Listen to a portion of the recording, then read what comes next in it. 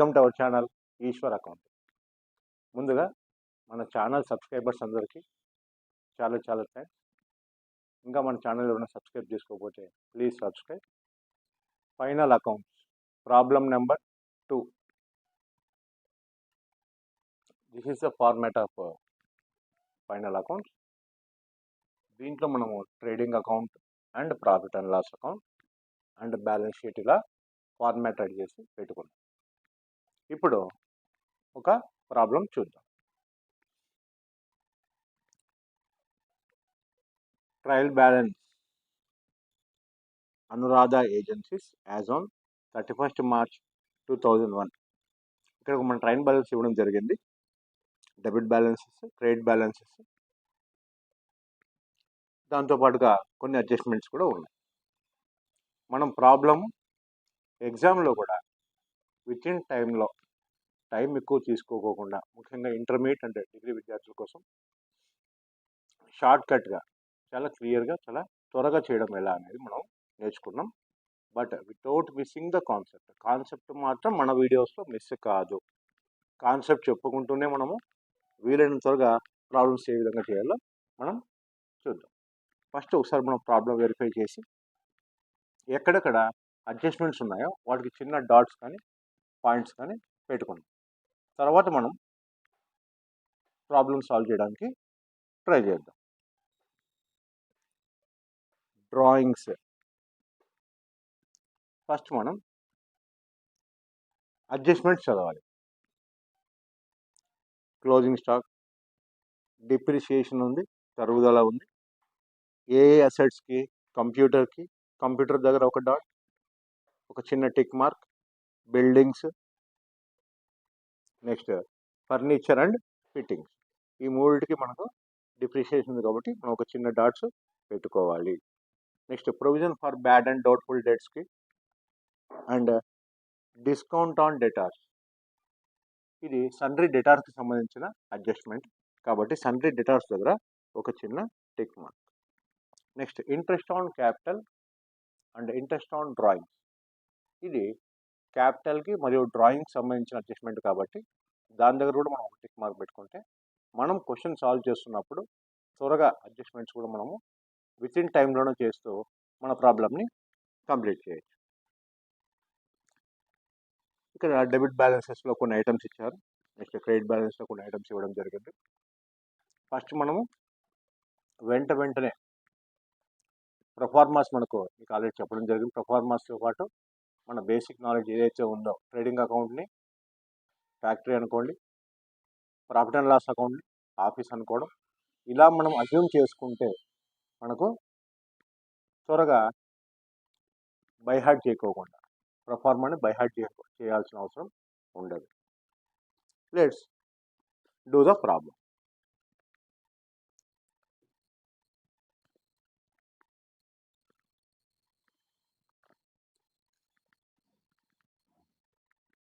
First one drawings capital. ఈ 2 items మనము లాస్ట్లో అట్ ద టైమ్ ఆఫ్ ఎండింగ్లో మనం చేద్దాం.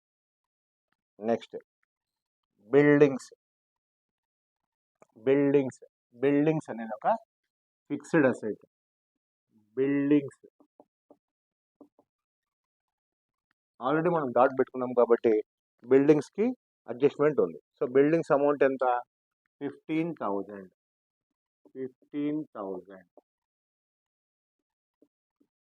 ఏమన్నాడు అడ్జస్ట్మెంట్లో? Depreciate building at the rate of 5%. బిల్డింగ్ను 5% తగ్గించండి, ఆ తరుగుదలను లెక్కించండి, డిప్రిషియేట్ చేయండి, తగ్గించండి. మరి 5% డిప్రిషియేషన్ కాబట్టి మరి 5% 15,000లో 5% దట్ ఈస్ 750 వస్తుంది. 750. So 14,250 outer column. 14,250 outer column. Buildings 15,000 minus 5% depreciation 750. 15,000 నుంచి 750 పోతే 14,250 రావడం జరుగుతుంది.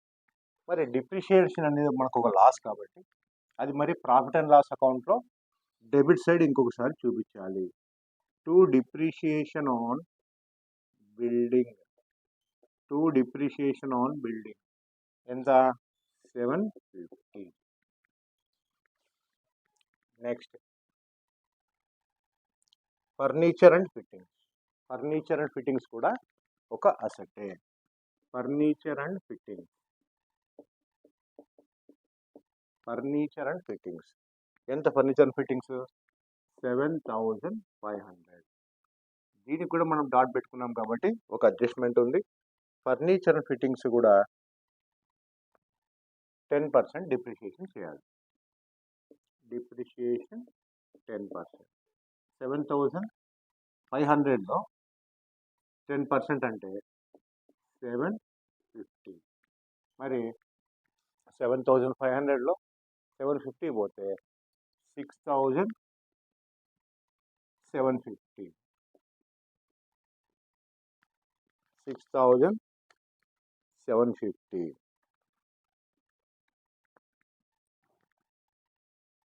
ఫర్నిచర్ అండ్ ఫిట్టింగ్స్లో డిప్రిషియేషన్ 10%, 750 పోతే 6,750.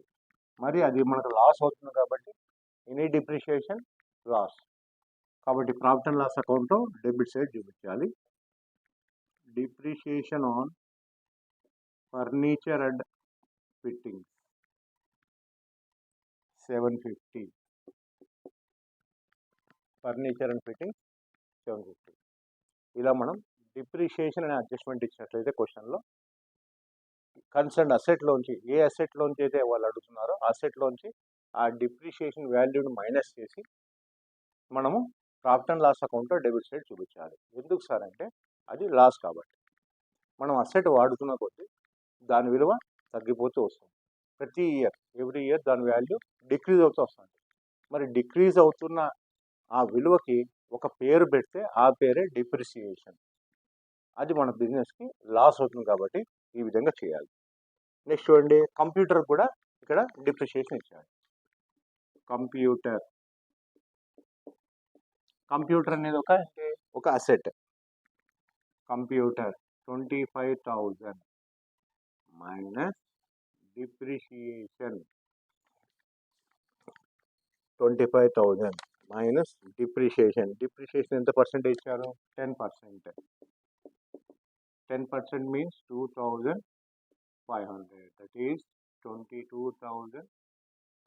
25,000 కంప్యూటర్ వాల్యూ మైనస్ 2,500. 10% ఇందులో 2,500 కాబట్టి మైనస్ అయిపోగా అవుటర్ కాలంలో present value of the computer 22,500.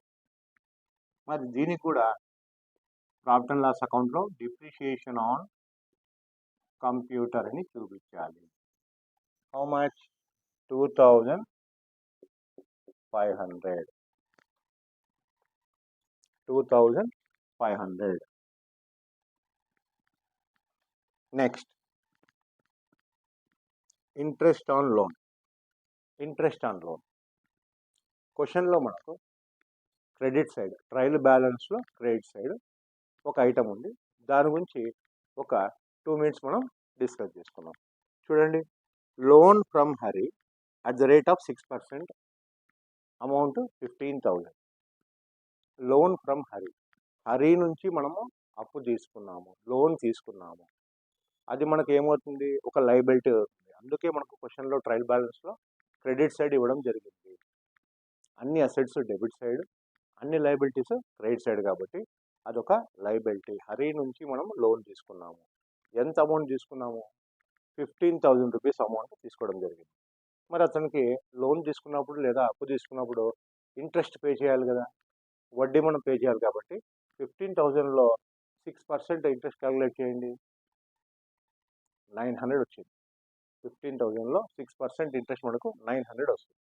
మరి ఇక్కడ ఇచ్చిన మన క్వశ్చన్లో ఇచ్చిన డెబిట్ సైడ్ ఇచ్చిన ఇంట్రెస్ట్ ఆన్ లోన్ మనకు 900 ఎగ్జాక్ట్గా ఉంది.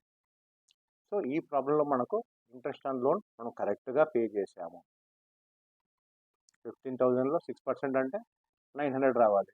మరి ఈ ప్రాబ్లంలో ఇంట్రెస్ట్ ఆన్ లోన్ ఎంత పే చేసాము? 900. మరి ఇంట్రెస్ట్ ఆన్ లోన్ మన బిజినెస్కి ఏమవుతుంది? లాస్. కాబట్టి profit and loss account debit side to interest on loan 900. ఒకవేళ క్వశ్చన్లో ఇంట్రెస్ట్ ఆన్ లోన్ 900 కాకుండా 300 ఇచ్చాడు అనుకోండి. ఫర్ ఎగ్జాంపుల్ క్వశ్చన్లో 900 కాకుండా 300 ఇచ్చాడు. అప్పుడు మనము దీన్ని ఇంటర్నల్ అడ్జస్ట్మెంట్గా భావించి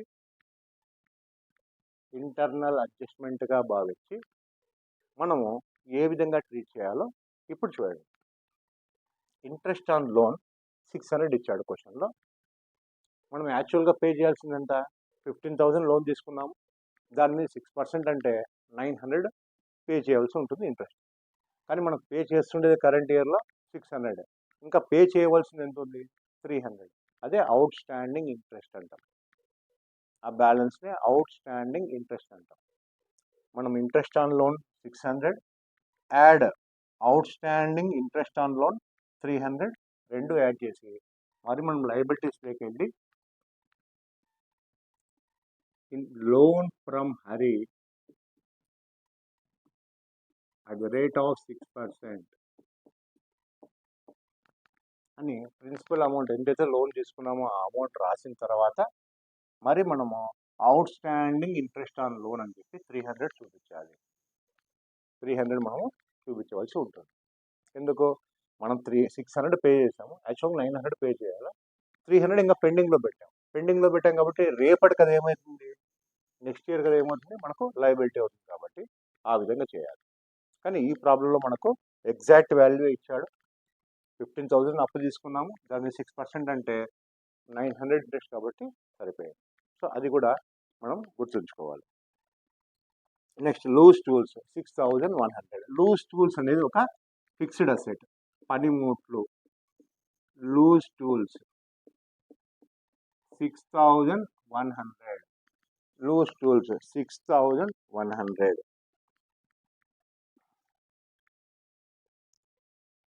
పర్చేజెస్ అనేది trading account item. To purchase రాస్తున్నప్పుడు క్వశ్చన్లో రిటర్న్స్ ఉన్నాయో లేదో మనం గమనించాల్సి ఉంటుంది. క్వశ్చన్లో రిటర్న్స్ క్రెడిట్ సైడ్ నో. ఈ క్వశ్చన్లో మనకు రిటర్న్స్ లేవు కాబట్టి డైరెక్ట్గానే మనం వాల్యూ వేసేయచ్చు 75,000. Next stock on 1/4/2020. That is 1/4/2020 అంటే opening stock 1st April 2020. To opening stock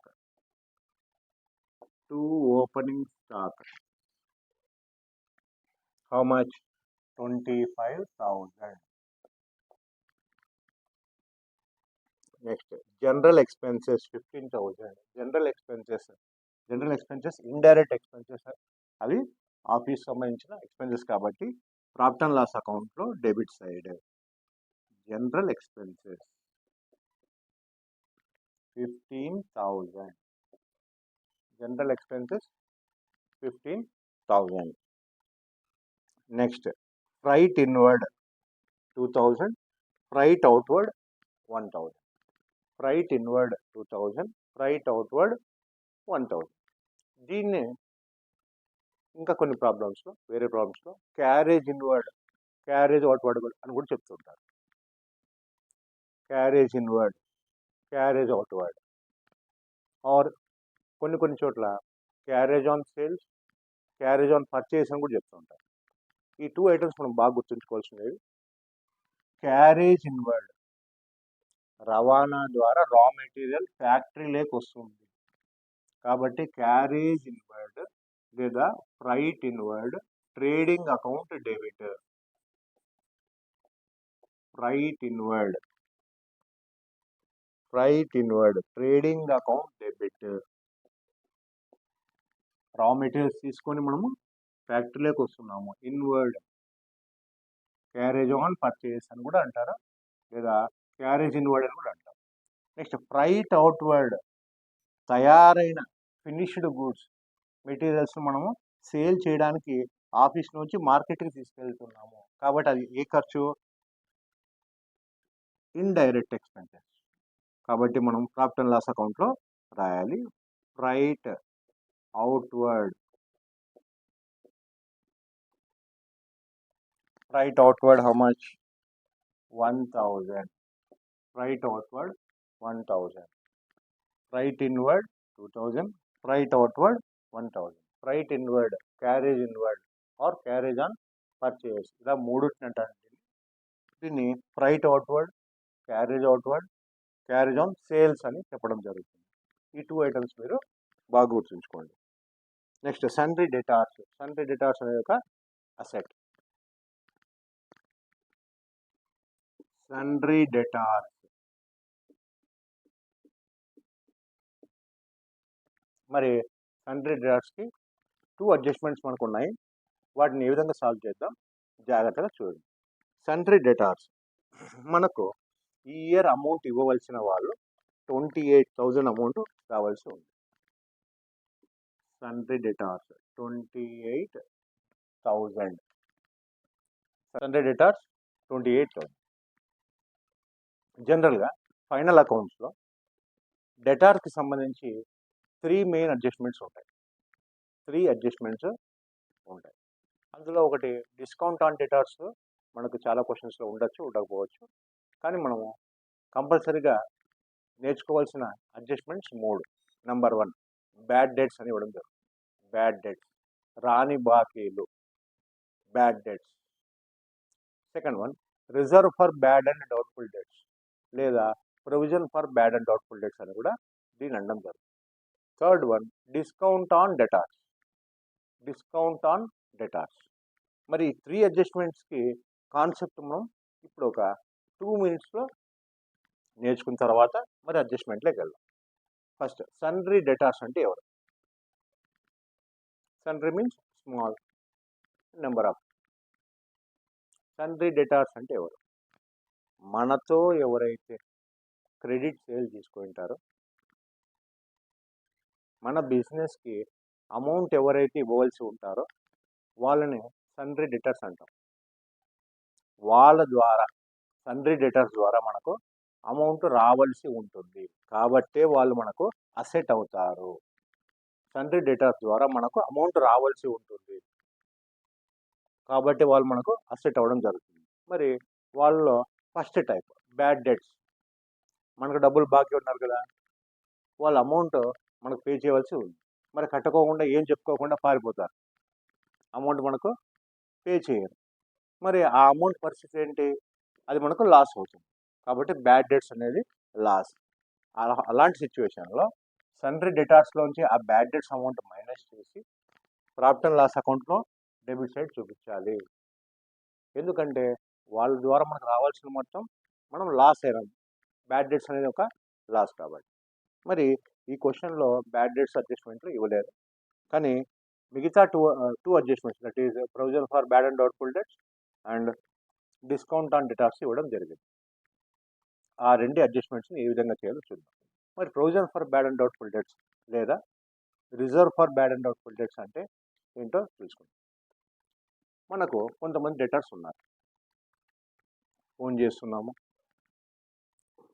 అప్పుడప్పుడు మెసేజ్ పెడుతున్నాము, సార్ మాకు ఇయర్ ఎండింగ్ వస్తుంది, 31st March వస్తుంది, మా అకౌంట్స్ మేము క్లోజ్ చేసుకోవాలి, మీరు మాకు ఇవ్వాల్సిన అమౌంట్ ఏదో ఇస్తే మేము దాన్ని ఇన్కమ్గా రాసుకుంటాము, ప్లీజ్ మా అమౌంట్ ఇవ్వడానికి ఫోన్ చేస్తున్నాము, ఇంటిమేట్ చేస్తున్నాము, మెసేజ్ పెడుతున్నాము, కానీ వాళ్ళ నుంచి ఎటువంటి స్పందన లేదు. ఒకవేళ వాళ్ళు మన పిలుపుకి అంటే మన కాల్కి వాళ్ళు రెస్పాండ్ అయినా కూడా రేపు ఇస్తాము, నెక్స్ట్ మంత్ ఇస్తాము, లేదా 31st March ఇస్తాము, ఇలా ఎన్నెన్నో ఆన్సర్స్ చెప్తూ ఉన్నారు. మరి 31st March వచ్చేసింది, పోనీ వాళ్ళు బ్యాడ్ డేట్సా, మన కట్టరా? లేదు. ఫోన్ చేస్తున్నాము, వాళ్ళు ఫోన్ లిఫ్ట్ చేస్తున్నారు, మాట్లాడుతూ ఉన్నారు, ఇదిగో ఇస్తాం, అదిగో ఇస్తాం, రేపు ఇస్తాం, మాకు ఇస్తామని అంటున్నారు. డౌట్ఫుల్గా ఉన్నారు. అలాంటి డౌట్ఫుల్గా ఉన్న డెటార్స్ కోసం మన బిజినెస్ సపరేట్గా ఒక ప్రొవిజన్ ఏర్పాటు చేస్తుంది. మనకు రావాల్సిన మొత్తంలో ఇంత డబ్బులు డౌట్ఫుల్గా ఉన్నాయి సార్ అని చెప్పి మన ఓనర్స్కి తెలియజేయడం కోసమే ఈ ప్రొవిజన్ ఏర్పాటు చేయడం జరుగుతుంది. ఒక నిధిలాగా దాన్ని ఏర్పాటు చేస్తుంది. ఆ అమౌంట్ పక్కకు తీసి పెట్టాలి. అమౌంట్ వస్తే రావచ్చు, లేకుంటే లేదు. బ్యాడ్ అండ్ డౌట్ఫుల్ డెట్స్ వస్తే రావచ్చు, లేకపోతే రాకపోవచ్చు. వాళ్ళు మనకు అమౌంట్ కట్టుకోకుండా పారిపోతే రాని బాకీలు, బ్యాడ్ డెట్స్, లేదా కడతారో లేదో డౌట్ఫుల్. కానీ 31st మార్చ్కి అయితే కట్టలేదు వాళ్ళు, 31st మార్చ్కి వాళ్ళు కట్టలేదు. అలాంటి డౌట్ఫుల్గా ఉన్న డెటార్స్ని provision for bad and doubtful debts లేదా reserve for bad and doubtful debts అని చెప్పడం జరుగుతుంది.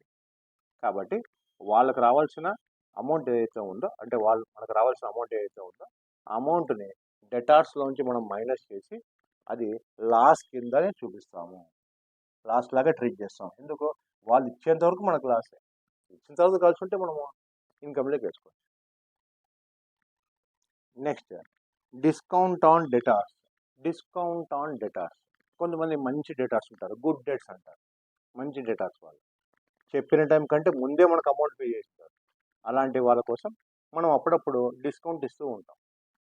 బాగా పే చేస్తున్నారు, వెరీ గుడ్, మీరు ఇలా కంటిన్యూ చేయండి అని చెప్పి మనకు వాళ్ళని మోటివేట్ చేయడం కోసం, పేమెంట్స్ త్వరగా చేయించుకోవడం కోసం మనం డిస్కౌంట్స్ ఇస్తూ ఉంటాం.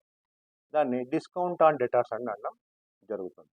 అదేవిధంగానే ఈ క్వశ్చన్లో కూడా మనకు provision for bad debts 5%, discount on debtors 2%గా చెప్పడం జరిగింది. మరి డిస్కౌంట్ ఇవ్వడం కూడా మనకు లాసే కాబట్టి అది కూడా profit and loss account debit సైడే మనం చూపించాల్సి ఉంటుంది. చూద్దాం. First, reserve for bad debts. So doubtful డెటార్స్ని ఫస్ట్ మైనస్ చేయండి. సో 5% చేసినట్లయితే 1400 రూపీస్ రావడం జరుగుతుంది. 1400 రూపీస్. మరి ఇందులోంచి మైనస్ చేస్తే 26,600 రూపీస్ రావడం జరుగుతుంది. 28,000లోంచి ఆర్బిడి 5% మనము దీని మీద 28,000 ఇంటూ 5/100 చేసినట్లయితే 1400 వస్తుంది.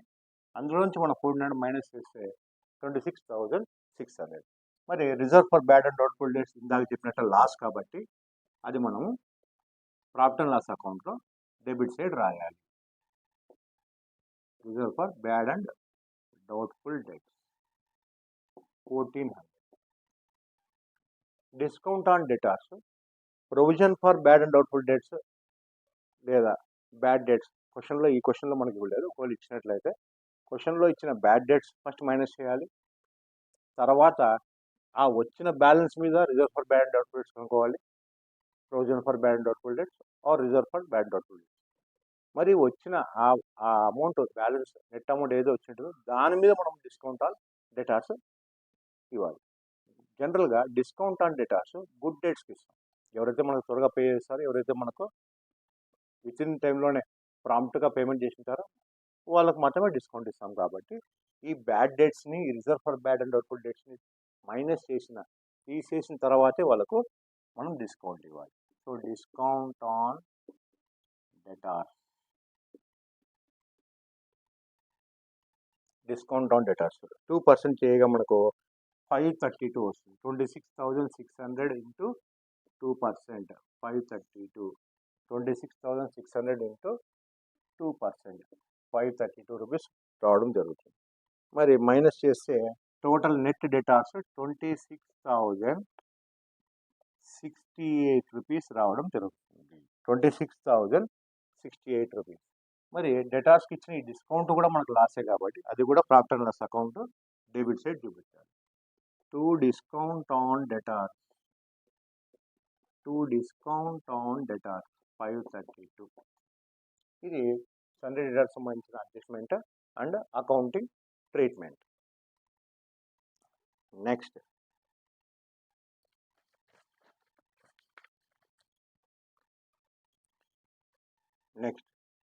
Bank 20,200. Bank balance is asset 20,200.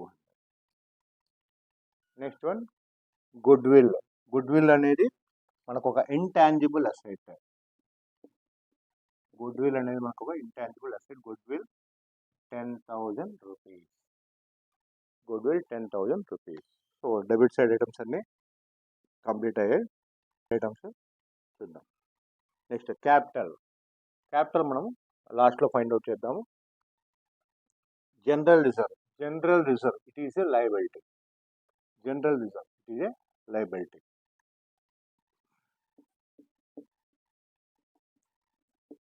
General reserve. How much? 20,000. Next, loan from Hari. Loan from Hari, 15,000. మనం హరితో అప్పు తీసుకున్నాం కాబట్టి మనకు అది ఏమవుతుంది? లయబిలిటీ సైడ్ వస్తుంది. Loan from Hari is a liability. Next, sales 1 lakh. By sales 1 lakh. Commission received 7,500. Commission received indirect income. By commission received indirect income కాబట్టి profit and loss account credit side రాయాలి. 7,500. Sundry creditors 10,000. Sundry creditors liability. మనకు అప్పిచ్చిన వాళ్ళు కదా creditors అంటే, కాబట్టి అది liability. 10,000. Next, closing stock. Closing stock 32,000. By closing stock 32,000. Closing stock trading account credit side ఒకసారి, మరి బ్యాలెన్స్ షీట్లో అసెట్ సైడ్ ఒకసారి రాయాలి. Closing stock 32,000. Closing stock 32,000. Next, last adjustment. Interest on drawing 6%, interest on capital 8%. Items కూడా క్యాపిటల్కి సంబంధించిన items. క్యాపిటల్కి సంబంధించిన ఐటమ్స్. ఫస్ట్ దీని ఒక కాన్సెప్ట్. ఫస్ట్ మనం క్యాపిటల్ మనం మిస్ చేసాం కదా, క్యాపిటల్ రాసుకున్నాం. క్యాపిటల్ ఎంత? 80,000. క్యాపిటల్ 80,000.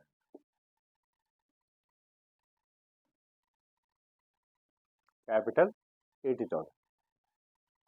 దీని కాన్సెప్ట్ తెలుసుకున్నాం.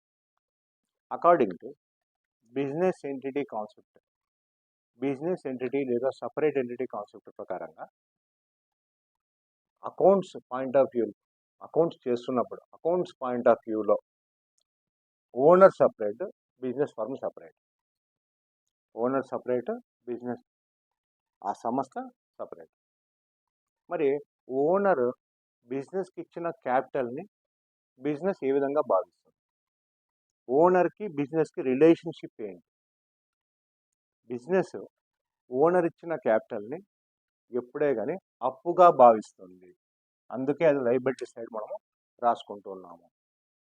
నువ్వు నాకు అప్పు ఇచ్చావు, మరి నీకు నేను ప్రాఫిట్ వస్తే యాడ్ చేసి ఇస్తాను, లాస్ వస్తే మైనస్ చేసి ఇస్తాను. ఏప్రిల్ 1st అప్పు ఇచ్చావు, నువ్వు 31st మార్చ్ వచ్చేసి టోటల్ రిజల్ట్ ఫైండ్ అవుట్ చేసిన తర్వాత బ్యాలెన్స్ ఎంతైతే ఉందో అది నువ్వే తీసుకుని వెళ్ళొచ్చు.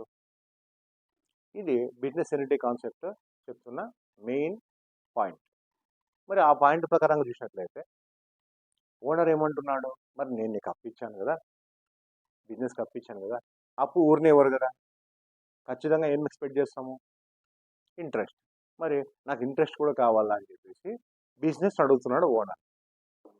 బిజినెస్ని ఓనర్ అడుగుతున్నాడు, నాకు ఇది క్యాపిటల్ అప్పు ఇచ్చాను అని చెప్తున్నావు కదా, నా క్యాపిటల్ నీకు అప్పు ఇచ్చాను, మరి దాని మీద నాకు ఇంట్రెస్ట్ కావాలి. నువ్వు నాకు ఇచ్చేటప్పుడు, తిరిగి ఇచ్చేటప్పుడు వడ్డీ వేసి, ఇంట్రెస్ట్ వేసి ఇవ్వాలి అని చెప్తున్నాడు. కాబట్టి ఆ వడ్డీ ఏమవుతుందంటే మన బిజినెస్కి లాస్ అవుతుంది. సో ఇంట్రెస్ట్ ఆన్ క్యాపిటల్ అనేది లాస్ అవుతుంది. నేను ఇచ్చిన అప్పు నాకు వడ్డీతో పాటు తిరిగి ఇవ్వాలి కాబట్టి ఇంట్రెస్ట్ ఆన్ క్యాపిటల్ లాస్ అవుతుంది. ఓకే, ఇంతకుముందు చెప్పిన ప్రకారమే మరి బిజినెస్ వేరే, ఓనర్ వేరే, షాప్ వేరు, ఓనర్ వేరు. అలా ఉన్నప్పుడు మరి ఓనర్ కూడా తన సొంత అవసరాల కోసం డ్రా చేసుకుంటూ ఉంటాడు. దాన్ని డ్రాయింగ్స్ అంటాం. ఓనర్ కూడా మన బిజినెస్ ఇప్పించుకుంటూ ఉంటాడు, డ్రా చేసుకుంటూ డ్రాయింగ్స్ అంటాం. మరి ఆ టైంలో షాప్ అతని మీద వడ్డీ, ఇంట్రెస్ట్ ఆన్ డ్రాయింగ్. ఏ విధంగా అయితే నువ్వు క్యాపిటల్ మీద వడ్డీ నాతో ఇప్పించుకుంటున్నావో నేను కూడా నీ డ్రాయింగ్స్ మీద అదే విధంగానే మీతో వడ్డీ ఇప్పించుకుంటానని చెప్పి ఓనర్ నుంచి ఆ వడ్డీ షాప్ రాబట్టడం జరుగుతుంది. కాబట్టి ఇంట్రెస్ట్ ఆన్ డ్రాయింగ్స్ అనేది షాప్కి గెయిన్ అవుతుంది, ఓనర్కి లాస్ అవడం జరుగుతుంది. షాప్కి గెయిన్ అవుతుంది, ఓనర్కి లాస్ కావడం జరుగుతుంది. సో అందరూ ఈ కాన్సెప్ట్ చాలా బాగా గుర్తుపెట్టుకోండి. ఇంట్రెస్ట్ ఆన్ క్యాపిటల్ వచ్చి ఓనర్కి ప్లస్ పాయింట్ అవుతుంది, షాప్కి minus point, that is loss. అదే ఇంట్రెస్ట్ ఆన్ డ్రాయింగ్స్ ఓనర్కి మైనస్ పాయింట్ అవుతుంది, షాప్కి గెయిన్ లేదా ప్లస్ పాయింట్ అవ్వడం జరుగుతుంది. మరి ఆ ట్రీట్మెంట్ని ఇక్కడ ఏ విధంగా చేయాలో చూద్దాం. ఫస్ట్ క్వశ్చన్లో డ్రాయింగ్స్ ఎంత ఇచ్చారు? 1800. క్యాపిటల్ అమౌంట్ తగ్గిపోతుంది కదా డ్రాయింగ్స్ కోసం డ్రా చేసుకుంటే. ఫస్ట్ ఆ అమౌంట్ మైనస్ చేయండి. సో 80,000లో డ్రాయింగ్స్ 1800 పోగా 78,200 రావడం జరుగుతుంది. మరి ఇంట్రెస్ట్ ఆన్ క్యాపిటల్ 8% కనుక్కోమన్నాడు. అది ఓనర్కి ప్లస్ అవుతుంది. ఇంట్రెస్ట్ ఆన్ క్యాపిటల్ ఓనర్కి వడ్డీ యాడ్ అవుతుంది. Interest on capital 8%. అప్పుడు మనము క్యాపిటల్ 8%. మనం క్యాపిటల్ ఎంత ఇచ్చాము? 80,000. 80,000లో 8% ఎంత వస్తుంది? 6,400. యాడ్ చేసిన వెంటనే 84,600. 84,600. మరి ఇంట్రెస్ట్ ఆన్ క్యాపిటల్ ఓనర్కి ప్లస్ అయింది, మన బిజినెస్కి లాస్ అవుతుంది కాబట్టి ప్రాఫిట్ అండ్ లాస్ అకౌంట్లో డెబిట్ సైడ్ వెళ్ళి ఇంట్రెస్ట్ ఆన్ క్యాపిటల్ ఎంత? Interest on capital 6,400. మరి అదేవిధంగా డ్రాయింగ్స్ మీద ఇంట్రెస్ట్ విధిస్తుంది, ఇంట్రెస్ట్ ఛార్జ్ చేస్తుంది మన షాప్. చూద్దాం. డ్రాయింగ్స్ ఎంత డ్రా చేశాడు? 1800 అమౌంట్ డ్రా చేశాడు. మరి దాని మీద 2% ఇంట్రెస్ట్ ఆన్ డ్రాయింగ్స్ 2% క్యాలిక్యులేట్ చేయండి. Sorry, interest on drawings 6% calculate చేయండి. ఇంట్రెస్ట్ ఆన్ డ్రాయింగ్స్ 6% చేసినట్లయితే 108 రూపీస్ వస్తుంది. 108 రూపీస్ రావడం జరుగుతుంది. మరి ఈ టోటల్ వాల్యూలోంచి మైనస్ చేయగా 84,492 రావడం జరుగుతుంది. సో ఈ విధంగా interest on capital, interest on drawings adjustment మనం చేయాలి. మరి ఇంట్రెస్ట్ ఛార్జ్ చేసింది ఓనర్తో, అది మన బిజినెస్కి ఏమవుతుంది? ప్లస్ పాయింట్ అవుతుంది కాబట్టి, గెయిన్ అవుతుంది కాబట్టి అది మనం క్రెడిట్ సైడ్ వెళ్ళి ఇంట్రెస్ట్ ఆన్ డ్రాయింగ్స్ అని రాయాలి. ఎంత ఇంట్రెస్ట్ ఆన్ డ్రాయింగ్స్? 108 రూపీస్. మనము ఫైనలైజ్ చేసేద్దాం ప్రాబ్లం. 1,32,000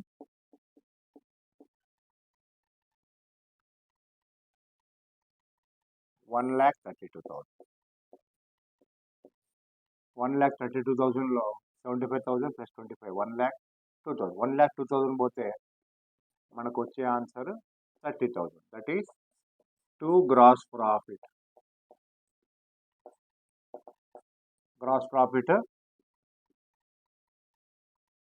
ఇక్కడ క్యారీ డౌన్ నుంచి ఇక్కడికి బ్రాడ్ డౌన్ రావడం జరుగుతుంది. Profit and loss account credit side by gross profit brought down. How much? 30,000. మరి ఈ టోటల్ చూసినట్లయితే 37,608. 37,608. ఈ టోటల్ ఇండైరెక్ట్ ఎక్స్పెన్సెస్ అన్ని యాడ్ చేసిన తర్వాత మనకు యాడ్ చేస్తే 29,232 వస్తుంది. 29,232. మరి ఈ ఎక్స్పెన్సెస్ని ఈ గ్రాస్ ప్రాఫిట్లోంచి మనం మైనస్ చేసిన తర్వాత ఈ ఎక్స్పెన్సెస్ని ఈ టోటల్లోంచి మనం మైనస్ చేయాలి. వచ్చిన ఆన్సరే నెట్ ప్రాఫిట్. అలా మైనస్ చేయగా మనకు 8,376 రూపీస్ వస్తుంది. That is 2 net profit. ఈ 2 నెట్ ప్రాఫిట్. ఈ నెట్ ప్రాఫిట్ని ఎవరికి ఇచ్చేయాలి? ఓనర్కే ఇచ్చేసేయాలి. ఓనర్ అంటే ఎవరు? క్యాపిటల్. So net profit 8,376. మరి యాడ్ చేయగా 92,868 రావడం జరుగుతుంది టోటల్. నెక్స్ట్ ఇప్పుడు liabilities assets both side Tally చేద్దాం. టాలీ చేయగా మనకు ఫైనల్ ఆన్సర్ ఈస్ 1,37,868. ఇటు సైడ్ కూడా టోటల్ మనం యాడ్ చేసుకున్నట్లయితే 1,37,868. ఇలా మనకు బ్యాలెన్స్ షీట్ టాలీ కావడం జరుగుతుంది.